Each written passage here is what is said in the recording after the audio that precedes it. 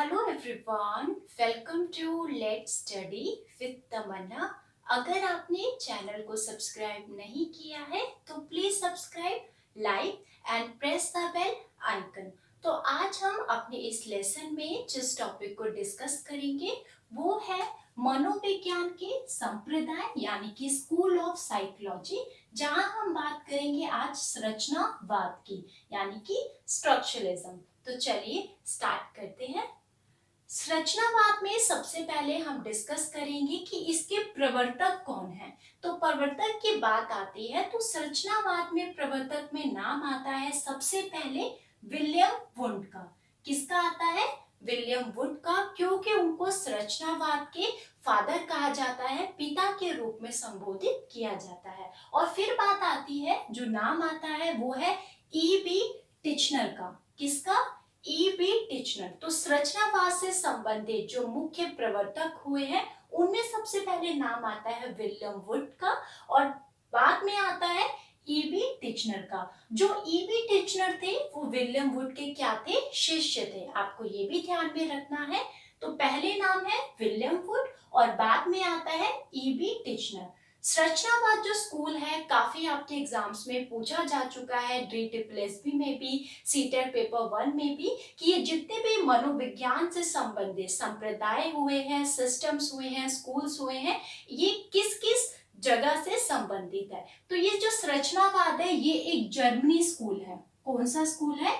Germany. तो ये भी आपको ध्यान में रखना है। अगर हम इनके कार्यकाल की बात करते हैं तो विलियम वुड का कार्यकाल रहा है 1832 टू 1920। ध्यान दीजिए, 1832 टू 1920 तक इनका कार्यकाल रहा है। और E.B. टिचनर की बात करें तो 1867 टू 1927 तक इनका कार्यकाल रहा है। तो इतनी बात आपने समझी। अब हम बात करेंगे कि संप्रदाय की स्थापना कहाँ की गई। तो संप्रदाय यानी कि संरचनावाद जो स्कूल है उसकी स्थापना की गई अमेरिका के कॉर्नल यूनिवर्सिटी में। और किसके द्वारा की गई? ये की गई थी E.B. टिचनर के द्वारा। ध्यान दीजिए, E.B. टिचनर के द्वारा ही इस संप्रदाय की स्थापना की गई थी। और अगर आपसे ये वर्ष पूछ लिया जाए कि कब की गई थी तो की गई थी 1898 में।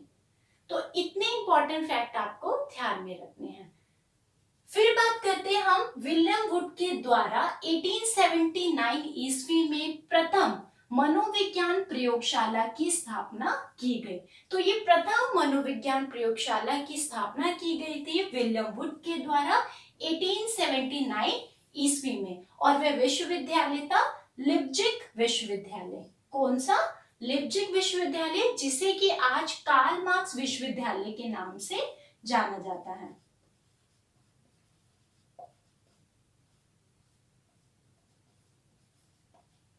तो इतने इंपॉर्टेंट फैक्ट हमने यहाँ पे डिस्कस किए हैं। एक बार फिर आप देखिए कि इसके प्रवर्तक रहे हैं संरचनावाद के विलियम वुड और E.B. टिचनर। और ये जो स्कूल था ये एक जर्मनी स्कूल था। संप्रदाय की स्थापना हुई थी अमेरिका के कॉर्नल यूनिवर्सिटी में E.B. टिचनर के द्वारा 1898 में। और अगर हम बात करते हैं कि विलियम वुड की, तो विलियम वुड का श्रेय ये जाता है कि 1879 ईस्वी में इन्होंने मनोविज्ञान का अध्ययन करने के लिए प्रथम मनोविज्ञान प्रयोगशाला की स्थापना की थी लिप्जिग विश्वविद्यालय में, जिसे कि आज कार्ल मार्क्स विश्वविद्यालय कहा जाता है। तो आप ये देखिए, जब विलियम वुड के द्वारा 1879 ईस्वी में प्रथम मनोविज्ञान प्रयोगशाला की स्थापना की गई तो इसी से ही पता चलता है कि इन्होंने मनोविज्ञान को अध्ययन करने के लिए वैज्ञानिक पद्धतियों का प्रयोग किया। कौन सी पद्धतियों का? वैज्ञानिक पद्धतियां।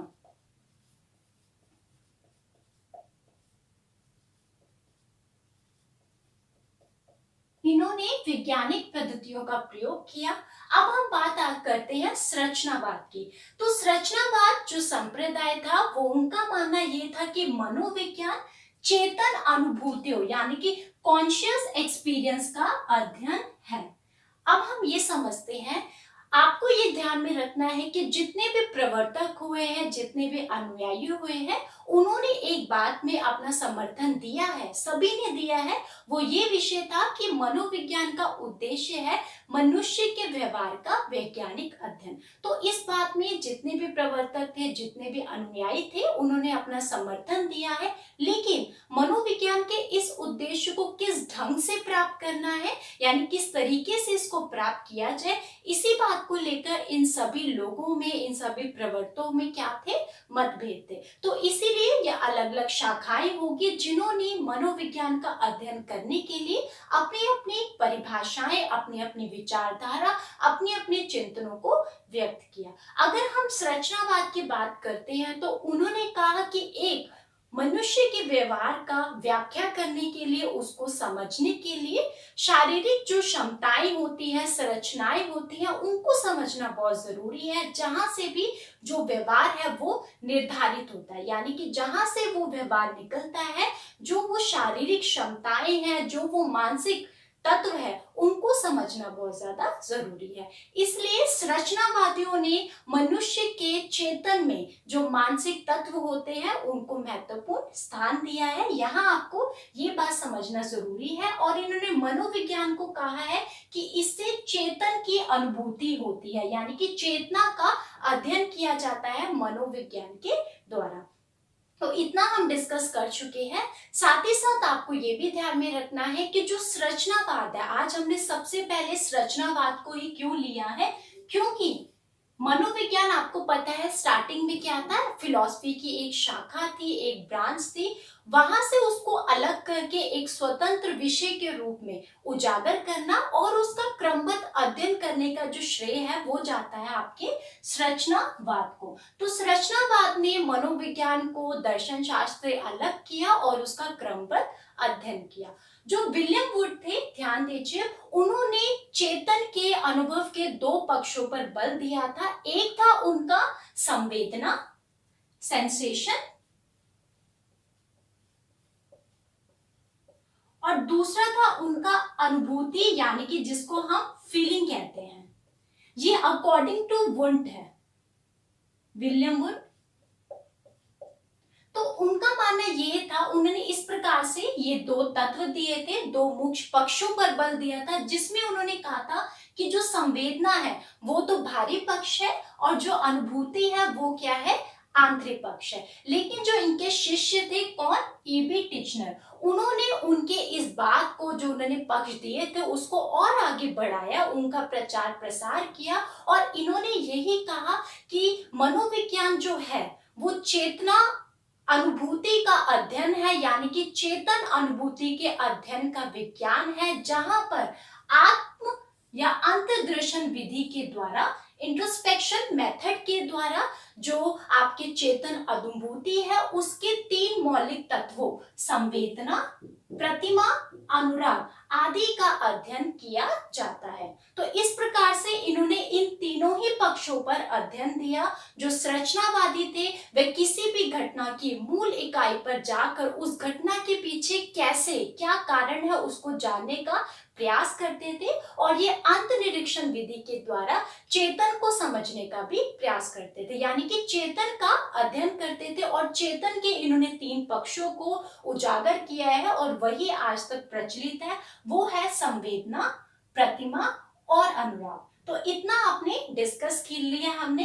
साथ ही साथ आपको ये भी पता होना चाहिए कि जब वुंड थे उन्होंने जो दो पक्ष बताए थे, संवेदना और अनुभूति, जिसमें इन्होंने कहा था कि जो संवेदना है वो बाहरी जगत है, बाहरी पक्ष है, और जो अनुभूति है वो क्या है, आंतरिक पक्ष है। आप इसको इस प्रकार से समझिए कि संवेदना जो है, जब हम किसी भी जो बाहरी जगत के द्वारा इंद्रियों के माध्यम से हम संवेदना को प्राप्त करते हैं, लेकिन अनुभव के द्वारा हमें यह अनुभूति होती है कि जो वो अनुभूति है या वो जो अनुभव है वो सुखद है कि दुखद है, शांत है कि शीतल है। इस तरह से उन्होंने भावों को भी इस प्रकार का अध्ययन किया है, जैसे कि हमने यहाँ पर डिस्कस किया है कि वुंड के अनुसार भाव का अध्ययन तीन विमाओं में अवस्थित रहता है। तो यह अनुभव कौन से है, उत्तेजना व शांत होना, सेकंड है सुखद और दुखद, यानी कि अनुभूति के द्वारा ही हम ये निर्धारण कर पाते हैं कि जो अनुभव होते हैं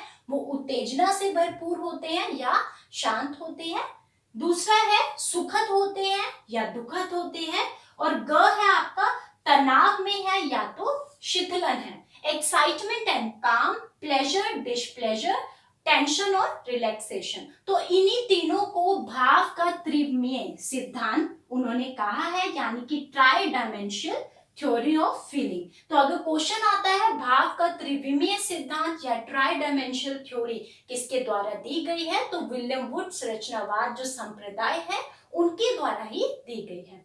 इस प्रकार से टिचनर ने भी कहा कि अगर हम एक मशीन को, किसी मशीन का अध्ययन करना चाहे तो हम उसके पुर्जे पुर्जे को खोल सकते हैं। इसी प्रकार से हमें अगर मनोविज्ञान का अध्ययन करना है तो इसकी घटनाओं को भी बारीकी से समझना बहुत ज्यादा जरूरी है। तो इन्होंने जो संरचनावादी थे वो चेतना को मानसिक जो संरचनाएं हैं, मानसिक जो तत्व है उनका योग कहते थे। कई बार इस शब्द का प्रयोग मैं कर चुकी हूँ कि मानसिक तत्व या मानसिक संरचनाएं। तो इसका मतलब क्या है? मानसिक तत्व और मानसिक संरचनाओं में आपका शामिल होती है स्मृति, संवेदना, परसेप्शन, कल्पना। ये सभी चीजें क्या है आपकी? ये सभी आपके मानसिक तत्व है और मानसिक क्या है? संवेदना है। तो इन्हीं सब का जो चेतना है वो मानसिक संरचनाओं का और मानसिक जो तत्व है उन्हीं का ही योग है, ऐसा कहा है टिचनर ने। और टिचनर इनके स्टूडेंट थे जो कि बाद में अमेरिका गए और वहां पर उन्होंने संरचनावाद के जितने भी उनके प्रचार था प्रसार किया और इनके द्वारा जो भी विचार दिए गए उनको और आगे बढ़ाने का प्रयास किया। तो यहाँ पर हम समझ चुके हैं कि उन्होंने भावों का अध्ययन करने के लिए 3 विमाओं की बात करी, जो थी उत्तेजना और शांत, सुखद और दुखद, तनाव और शिथिलन। टिचनर के द्वारा अर्थ के सिद्धांत, यानी कि अर्थ के सिद्धांत, कॉन्टेक्स्ट थ्योरी ऑफ मीनिंग सिद्धांत का प्रतिपादन किया और ये इन्होंने किया 1915 में। क्योंकि टिचनर ने ये कहा है कि अभी संवेदना और प्रतिमा क्या है? संवेदना व प्रतिमा, इन दोनों के ही अर्थ के सिद्धांत को अगर निर्धारण करना है, उसकी व्याख्या करनी है, तो वो वही हो सकती है जहां पर कि वो चेतन से संबंधित होते हैं। तो इस प्रकार से इन्होंने ये जो संरचनावाद है, इन्होंने इस प्रकार से व्याख्या की है मनोविज्ञान की। और इनको संरचनावाद क्यों कहा गया? क्योंकि ये जो जटिल मानसिक आपके अनुभव होते हैं, इनका मानना था वो मानसिक संरचनाओं से ही बने होते हैं। जो मानसिक संरचनाएं होती है, स्ट्रक्चरलिज्म होता है, उनके साथ ही बने रहते हैं और मानसिक स्थितियों में ही उलझे रहते हैं। यानी कि जटिल मानसिक जो आपके अनुभव होते हैं उनमें मानसिक जो संरचनाएं शामिल होती है और वही मानसिक जो स्थितियां होती है उन्हीं से ही बनती है। तो इस प्रकार से इन्होंने इस बात को उजागर किया। और सबसे इंपॉर्टेंट बात है, इनका जो फोकस रहता था वो रहता था कैसे,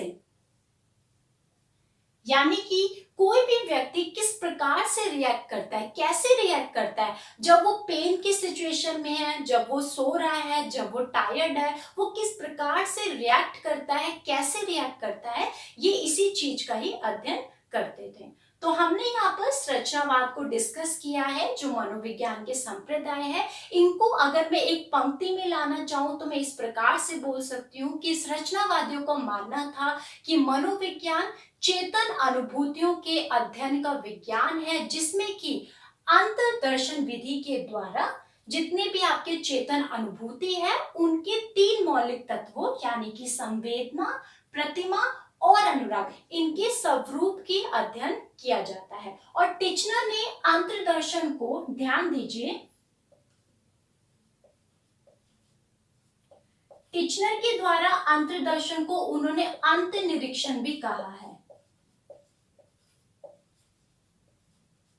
तो अंत निरीक्षण की संज्ञा दी है कि स्वयं के भावों को प्रकट करके, कैसे प्रकट करके, वो किस प्रकार से रिएक्ट करता है, इन्हीं सभी चीजों पर इन्होंने अपना फोकस किया है। तो आज हमने इस रचनावाद को डीपली से डिस्कस किया है। आगे हम डिस्कस करेंगे कि शिक्षा के क्षेत्र में जो मनोविज्ञान के संप्रदाय है स्ट्रक्चरलिज्म, इसका क्या योगदान है। तो जल्द मिलते हैं अपने नेक्स्ट लेसन के साथ।